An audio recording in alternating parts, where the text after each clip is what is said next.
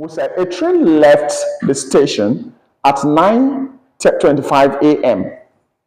and arrived at its destination at 1:10 p.m. How long was the journey? Now, in this case, we were given the start time and the what? Stop time. Now, if you look at the two time, the one is in AM and the other one is in what? PM.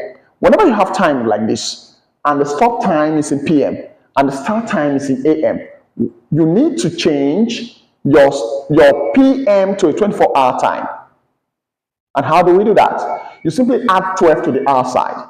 So we all know that in 24-hour time, 1 p.m. is simply 13.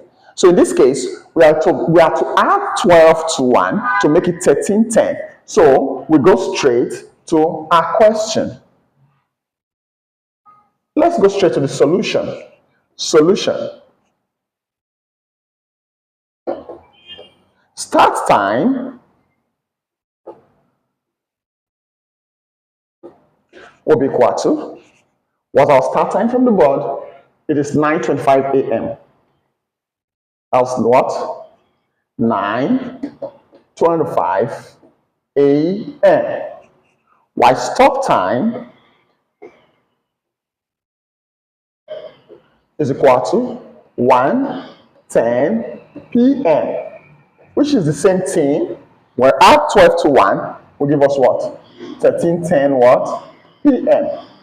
Awesome. Elapsed time will be equal to, what do we have there? Stop time minus start time.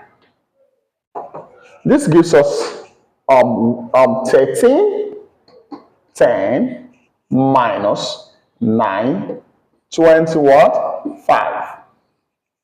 So it is actually easy. Now we look at this. We can't take away 5 from 10, we borrow. Here becomes 0. Here becomes what? 10.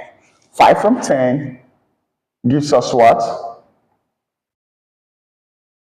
5. 2 from 0 cannot. Remember, yes, in our last class we said, whenever you're borrowing from the R side to the mini side, whatever you borrow is not 1 according to conventional maths. It is simply what? 6. Because 60 minutes make one what? R. Since I'm borrowing 1 R from R side, here's remaining 2. This place becomes what? 6. So I'm changing it to 6.